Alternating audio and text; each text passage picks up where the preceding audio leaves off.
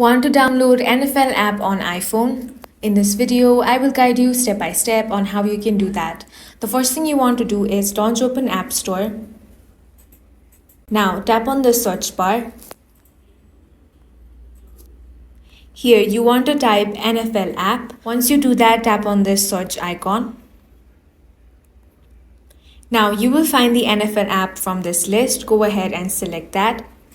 Once you select it, if you scroll down, you will find all the details about this app. Here you can go through the ratings and reviews as well. Now, if you want to install this app, go ahead and tap on the Get icon.